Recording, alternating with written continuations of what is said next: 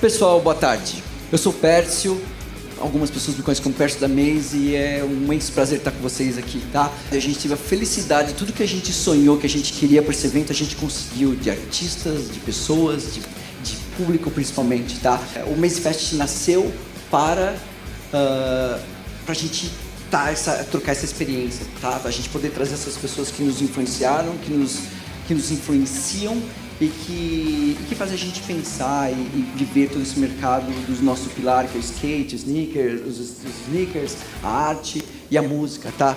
E a gente, graças a um pouco da nossa loucura e principalmente da loucura das pessoas que são os nossos amigos da Stance, a gente está tendo a honra de trazer o Todd Francis para o Brasil pela primeira vez, de estar fazendo uma exposição com ele, principalmente trazer para ele contar um pouco da história dele dentro do mercado de skate, da história dele com arte, tá?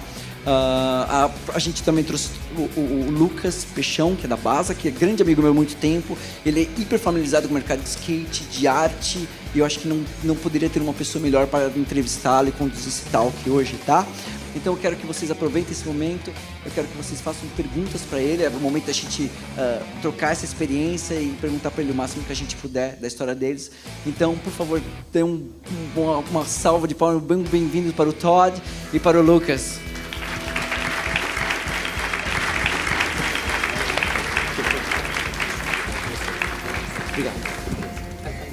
Thanks. Hi, guys. Thanks for coming. We're going to have a conversation here with Todd Francis, I think one of the most influential contemporary artists from skateboarding, living between the art world and the branding world. It's a really unique place and known for a lot of people around the world. So I'm really glad to be here with you. Thanks for having me. Thank you. I don't know if I believe any of what you just said, but thank you. For people who saw your show downstairs, the exhibition, what do you have there?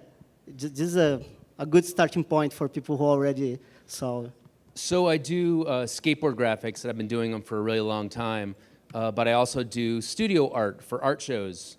So I wanted to show not just some decks that I've done in the last few years, but also some paintings from the last few years. And the paintings sometimes look very different from the skateboard graphics, so I just wanted to show a variety. I didn't want you guys to get bored, is basically what it is. So I just had a mixture of stuff. So let's go to the beginning. I would love to hear about your influence, how you started. Everybody draws as a kid. So how you continued drawing and you figure out, I'm an artist. I do this. I'm still figuring out whether or not I'm an artist. But yeah, I started like everyone in this room. I just drew a lot when I was a kid. And I wasn't good at anything else. So everyone else here did art, and then they found something else they were good at. And I wasn't good at anything else, so I sort of had to stick with it. And I grew up in a part of Los Angeles called Venice, which was, at the time, pretty dangerous and pretty dirty. And there's a lot of skateboarding there, and all my friends skated, and we all skated. And we all drew on our decks and looked at Dogtown and Santa Monica Airlines and Powell. And that was like our biggest influence in terms of art. And so my friends would have me draw on their decks, and then here I am now still drawing on decks. But I just always did a lot of artwork and never really gave up, and I'm still not good at anything else, so I just had to practice a lot with the artwork, and got lucky a few different times and started working at a skateboard company called Deluxe that owns Spitfire and Reel and Anti-Hero eventually, and here I am, I guess 20 years later or more. There are other influences besides skateboarding, as Yes. music or... I forgot to answer that part, yeah. So music was a big one, and we grew up at a time when punk first started, so there was a lot of musical influences with like Fear and Black Flag, and like Suicidal Tendencies was in our neighborhood, so they were playing a lot right when they started. So there's a lot of that punk thing going on, and the art for the music, like the Exploited album covers and the Black Flag album covers and all of that music, the visuals to that, in some cases was better than the music. And so that was big for me. And then also comic books. I think almost everybody says comic books. And I was really into Marvel stuff when I was really young, and like X-Men and all that stuff. But I'm probably the oldest person in this room, so I was into the X-Men, you know, in like 1981 or something. So so that was a big one. And then Heavy Metal Magazine, that was big, and Mad Magazine. Back when you actually held and read a magazine, those were really big. Mad Magazine was crazy and really funny and really gross. And then Heavy Metal Magazine. Do you guys know Heavy Metal Magazine? You guys know Heavy Metal? They used to run it in Brazil. Yeah, it's great.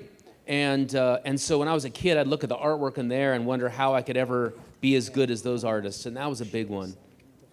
And you remember when you started to figure out, there are people behind those drawings, to look at the name of someone who did a record cover or someone who did a... Yeah, you know, doing that art, you'd see the artists and you'd want to be as good as them someday. And I was never really good at dreaming, you know, at setting a goal, like saying one day I want to do art for a living. I always felt really badly about myself. I was not a happy kid or adult. And so I never wanted to be an artist. I just wanted to try and come close to doing what they could do.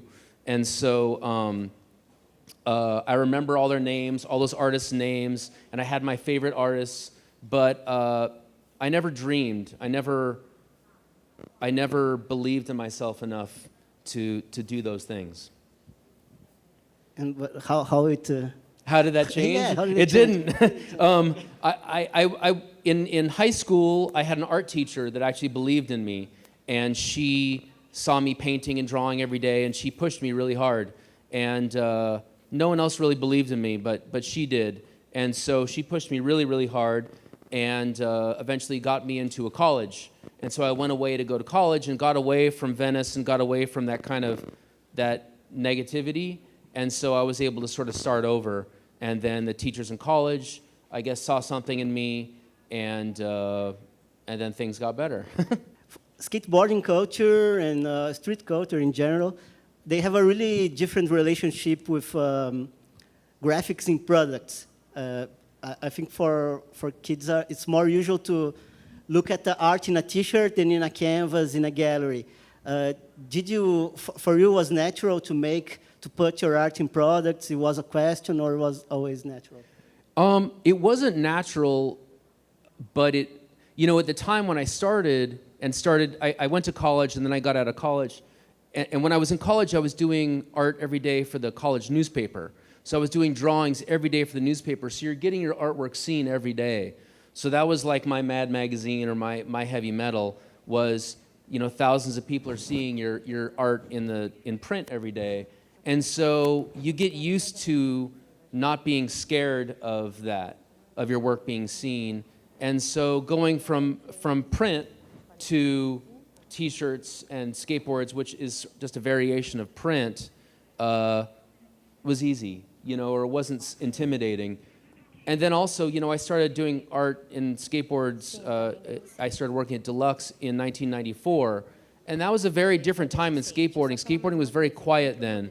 There was not really, street culture was not a big celebrated thing. There weren't these conventions anywhere. And so the stakes were really low, if that makes sense. No one really cared that didn't skate. So your art was on T-shirts, your art was on boards, but it was seen by hundreds of people instead of thousands. There was no internet, and your art didn't reach everyone in the world, or at least have a chance to. So you got really used to doing it and seeing it every day at your work, but you had nothing to be nervous about because it was just basically you're doing art for skaters, and there weren't that many skaters at the time. So a lot's changed. The newspaper background, it has something to do with your way to work nowadays, to have stories behind your drawings, commentary, humor in a way. I want to know what are the roots for this specific dark humor. No, that's a great question. And when I was working for the school newspaper and doing work in print, it was mostly political. You know, you'd read a story and you'd do the art for the story. And so the artwork you were doing had to tell a story. And it couldn't be boring. It had to make sense to people who read it. And there had to be a perspective. So usually it wasn't a portrait. It was a portrait making someone look like an asshole or the opposite. So I've always been a political person. I grew up caring a lot about politics and about the environment and things like that. So the work that I've done since then, I've always tried to have that in my work, having a political sense and a story, and hopefully a sense of humor, so it's not just like a politician's speech, you know? I want it to be entertaining and maybe funny, but maybe make you think a little bit too. And there's also a side that's very specific of skateboarding. That's something that it's kind of dangerous in a way. Right. How he managed to print something like this in a skateboard. So did you had any problems with graphics or with people? The fortunate thing is I've been working mostly for Antihero my whole career. I started working at Deluxe, and about a year later, they started Antihero. And the guy, Julian Stranger, who runs Antihero, he and I grew up in the same neighborhood, and we had the same kind of mind. And he's very political, and he wants everything to be about something and to send a message.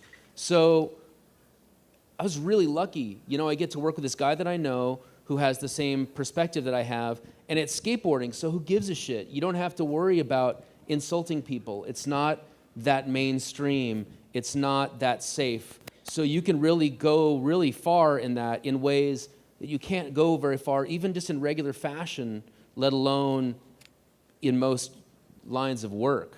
And so there were times where we did stuff like we made fun of McDonald's one time, and that got cut. Like it got printed and then they got rid of the boards because they were afraid of a lawsuit. And I guess about 5 years ago, we did a set of graphics making fun of fast food companies. So McDonald's, Burger King, Taco Bell, and Kentucky Fried Chicken, and we got sued. There was a lawsuit. So it's not always, you don't always get away with it, but you get to have a lot of fun seeing how far you can push it and how many chances you can take. And you need to take back the product from the stores? What's going on? Yeah, the product gets pulled from the stores. That's only happened maybe two times in 24 years, so that's a pretty good ratio. And you went to work with other brands also, where it's not so visible this side. I think Antihero is more close to what you do by yourself also, yeah. In a way. You're so mixed with the brand. Yeah, I think you're right. The stuff that I do for Antihero is the most personal of the work that I do and sort of speaks the most to the way I think. But I get to work with a lot of great brands now, and they're not always that political, but so the work that I do for them isn't necessarily as dangerous or whatever, but they support that element of skateboarding. So they support it without actually using it. Oh, that's good. That's important for you when choosing a client to have some values in common? Yeah, that's a good question. And, I haven't been approached by fast food companies to design, a pigeon burger or something like that. So I'm not for everybody. And then the companies that embrace skateboarding that make sense, like Vans and Stance and and Huff and these brands that I get to work with, that's where they come from. That's their roots. And so it makes perfect sense. But there's been people who talk to me about working with them, and then they take a closer look at my work, and then I never hear from them again, and that's fine. Can you talk a little bit about the two most well-known logos from Antihero, the eagle and the pigeon? Because they are opposite sides, and I think it has a lot to do with your work also, your personal work. So when Antihero started, it was 1994, and when you start a company, in the real world, the first thing you do, aside from having an idea for what this brand's going to be, is have a logo. And with Antihero, they started, and we did board graphics and got the boards out there and the video out there, but we didn't really have a logo. And so we tried a few different things. One was this like fire and water logo that lasted for just like 3 months. It wasn't very good. And we came up with these other ones like a plane crash, and that looked terrible because the idea was good, but my art on it was terrible. And so the guy Julian Stranger, who runs the company, and another writer, Sean Young, came in. They said, hey, we want our logo to be a pigeon, but it's not like a clean, approachable pigeon. It's like a street pigeon. It's the pigeons that we see when we're skating San Francisco every day. It looks like it's had an oil change dumped on its head. It's greasy and really, you don't want to touch it. And so that's what that was. The pigeon logo was the first Antihero logo that made sense, that actually looked good. And so that lasted for a while. And this is, 1994, 1995. We made decks and we made shirts out of it. But it didn't really sell that well. It was like, it was okay. So the whole Antihero team goes on tour with the real team. So they leave town. And the guy, Jeff Clint, who at the time ran Deluxe, he was my boss. He comes in and he says, listen, we need a new logo. We got to do something new for Antihero. That pigeon sucks. And I'm like, I like the pigeon. And the team guys like the pigeon. He goes, no. Let's get rid of it. And I go, well, let's call Julian and see if he's cool with that. And he goes, no, they're on tour. He basically waited until the whole team left town. And this is 1995. There's no cell phones. So the only way, those guys call in on a payphone like once a week. So they're gone and out of touch. And he waited for them to leave. And he said, no, we're changing the logo. Let's do something tough. And so we started like digging through tattoo books and stuff. And we came up with this idea of doing the eagle. And so we did the eagle, and that sold a lot better. And that became, the sort of icon for Antihero till now, But it was, and when the team came back and Julian saw it, and he was like, it's okay, but it's kind of bikery. It looks more like Harley Davidson than Antihero, But all the accounts liked it. Everybody liked it. You guys have, Bob Burnquist was on the team at the time. And Bob got it tattooed on his back. Everybody grabbed onto it, so we sort of had to stay with it, and it never went away. Do you have any idea of what is the most controversial graphic you already did as a board or as a T-shirt? The most controversial graphic? Yes. That's a good question. Well, I mean, those fast food boards that are from about 5 years ago, they said eat shit and die on them. And so those sold really well, but they also got us sued. So they were the most controversial in terms of Todd, we might have to fire you. So I almost lost my job. So that's sort of controversial. But in terms of it's skateboarding. So people will see, in the US, there's the South. From Texas to Florida, and it's a very religious part of the country.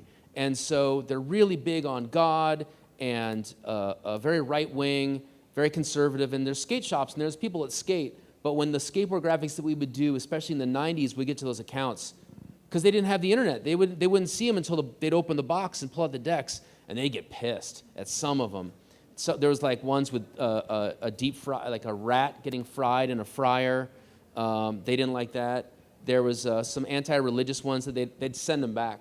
I feel there was one I did for Real.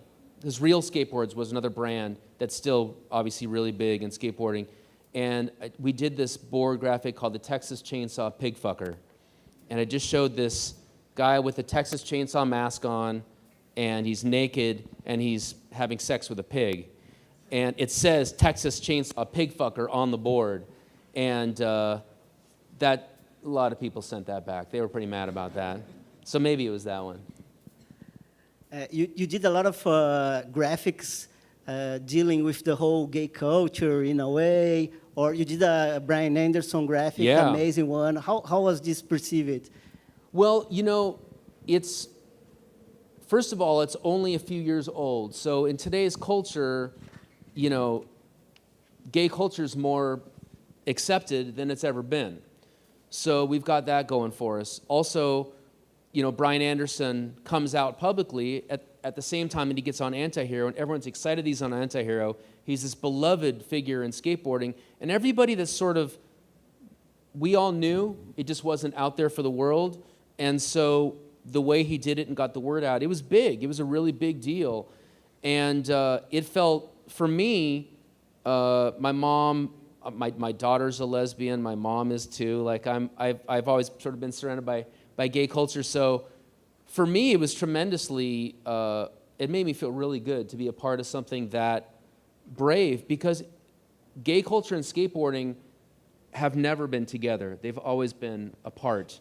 And, you grow up around skaters, everyone's calling each other, homo or whatever, throwing these terms around. And for that to be a part of what I'm doing, and Brian's such a great guy and such an incredible skateboarder, it feels really good. And there's some people that hate it. Like when I post those graphics on Instagram or whatever, there's some people who like get all pissed off. But most people love it.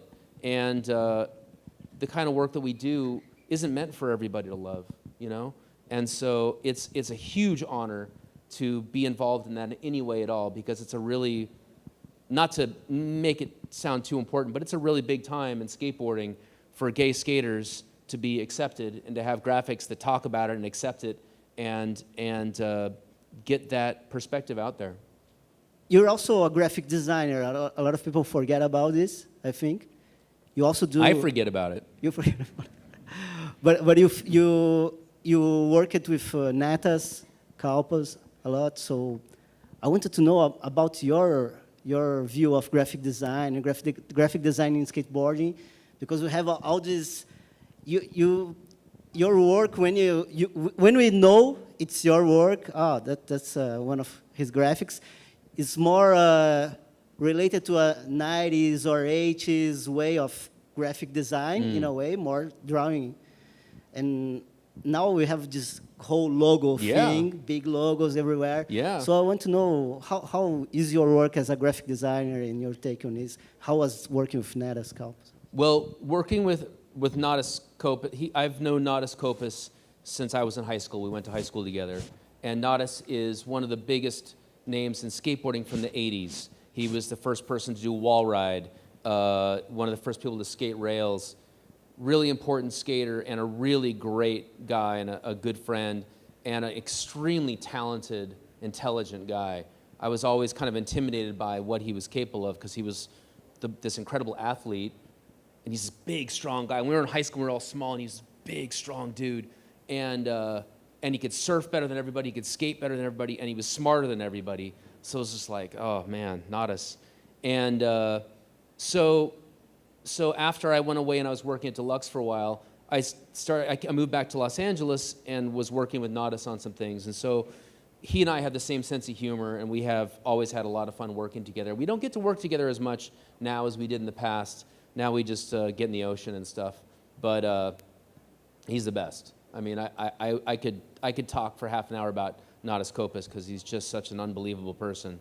And as far as graphic design goes, I grew up at a time like with Dogtown and SMA and with Powell, where it was all drawn. And that's what I'm fairly good at drawing. And I had to learn how to get good at the computer. I had to learn Illustrator and that sort of stuff. So now I have to do both. And I try... For me, I don't want skateboard graphics to ever be boring.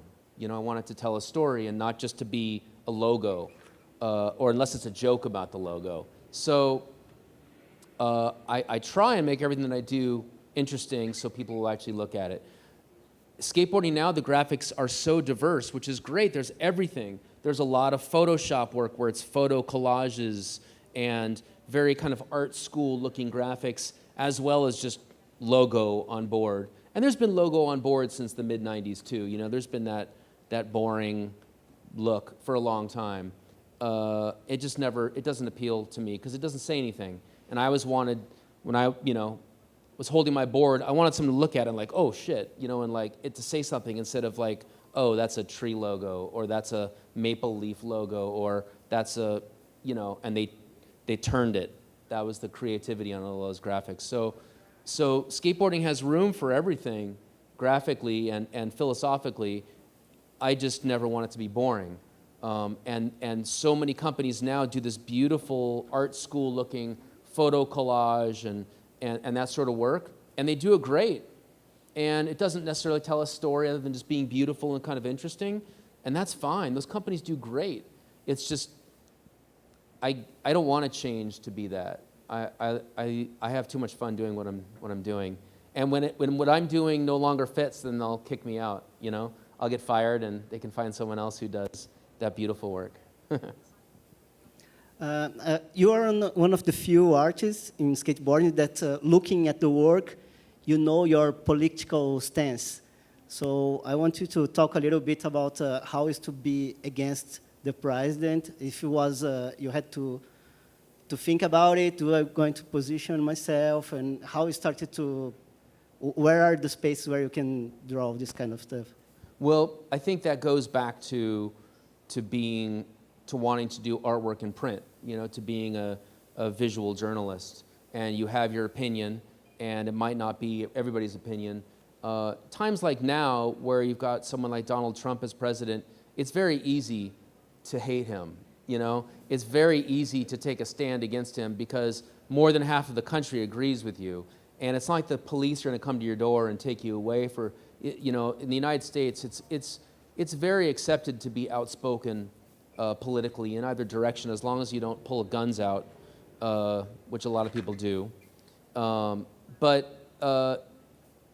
So you know, I'm really angry about the situation now and about the message. I mean, I'm embarrassed that he's our president, and I'm sure, you know, some of you guys think like, oh, you know, we're gonna go see this skateboard artist talk, but he's from the US and they have Trump as a president. It's embarrassing. It's really embarrassing for a lot of us. And all we can do is hope that he gets voted out. But it sends this really ugly message to the rest of the world. And when you travel, I get to travel a little bit for work. It's like I'm apologizing for it half the time, you know? It's a dark time in terms of the message that it sends to other countries and what your country is supposed to represent. It's really bad and unfortunate. And you know, another thing with skateboarding, to tie it back to that, difference of opinion and being outspoken and taking chances and maybe being dangerous is part of your job, or at least it makes sense for you to be that way. And it doesn't mean that everybody in skateboarding is political or outspoken, but you know, most people who've been around for a while have a strong opinion. And I'm lucky enough to, I guess, get paid to turn my opinion into visual art. Tell me a little bit more about the experience doing art shows also. How is your relation with the art world? Did you did exhibitions? It's important for you to have the original drawing, or is more important so the drawing gets replicated? Right. You know, both. I like the original drawing to be on nice paper and to look good in case someone wants it someday. But the most important thing is how it looks in print, you know, whether it's going on a skateboard or in a magazine. I do a monthly piece for Penthouse magazine. You guys know Penthouse magazine? It's like Playboy. So I do a monthly page for them, and the stuff I do for them is political. It's not butts. So it's more important for me how it appears in print. And everything that I do starts as a nice drawing, or sort of nice, and then I scan it and color it digitally a lot of the time. So there's a process to it that's very digital. I just start with drawings and paintings. Did you already turn your drawings in comics or animation? I've worked with animators, but I've never done the comic thing. There was a time where I thought I wanted to do that, and it's so much work. And like, I'm really busy. Like the skateboard graphics I do, I'm constantly doing it. I'm really busy, and it's kind of all I can do to keep up. Comic books are nuts. Like the guys who do comic books every month, they're up super late and up like they're pulling all-nighters just to get it in time, and then they got to do the next one. It's not really a very, and they're working with someone else's story. I kind of like to make my own stories up. So I had that dream for a little while, you know, but maybe I'm too lazy for it. I don't know. I gave up. I gave up on doing that. In animation? Animation, well, I work with animators on things, like I've animated my pigeons for things and stuff like that. But in terms of doing like an animated movie or something, I don't have the guts for that. I've never even tried. I just kind of look at whatever's right in front of me right now, and that's my focus. I lack vision. There are new artists you're into, you follow, or old artists you still really into what they are doing now? It's funny because I've become friends with a lot of the artists that I enjoy. So people like Jeremy Fish, Porus Walker, trying to think of other guys who I see regularly through Instagram that I like a lot. Josh Keys, and then a lot of like Cleon Peterson is someone who I just love. I bet all of you guys know Cleon Peterson. He's you'd recognize his work. He's a painter. He used to do skateboard graphics, and he moved on, and he does gallery pieces now, and it's very political, very dark. It's amazing work. I can never get enough of him. So yeah, I definitely pay attention to what other people are doing. Yeah. Do you go to galleries and museums? How is this growing up Yeah. in LA? There's a lot of galleries and museums in LA. LA is really big, so sometimes you have to drive a distance to go see shows. But I do get out to shows, and I have some galleries that I'm friends with too. So every time they have a new show, I go. You guys know Shepard Fairey.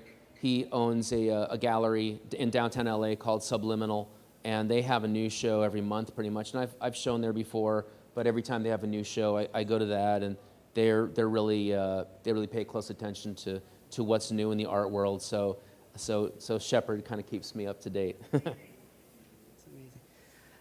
And tell us a little bit about your impressions about Brazil. It's funny that you got to know Bob Burnquist. That's kind of huge.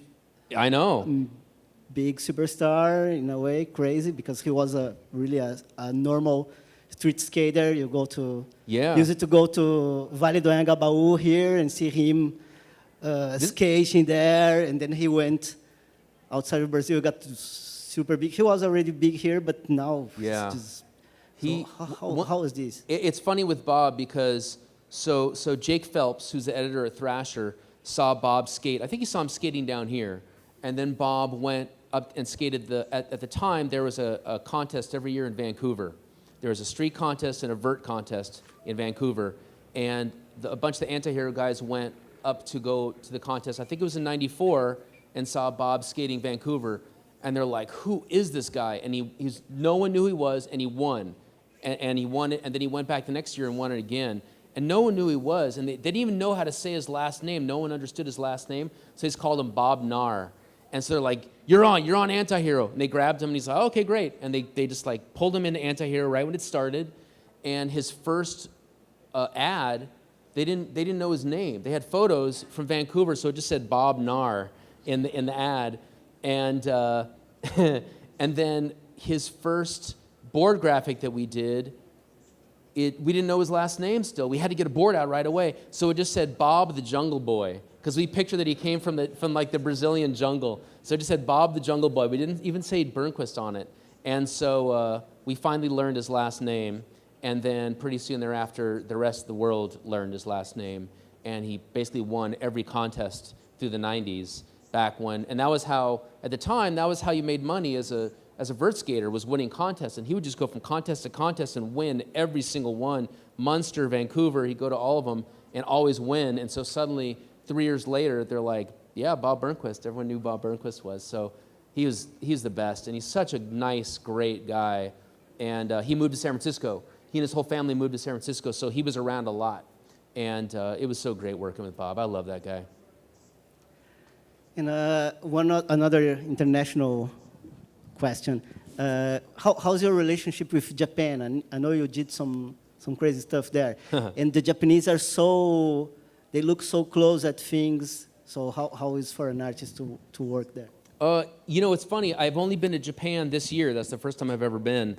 But in skateboarding and this sort of street culture, whatever, my work has always gone over there with Anti-Hero. And for the last bunch of years, I've been working with Huff as well. And Huff is huge in Japan.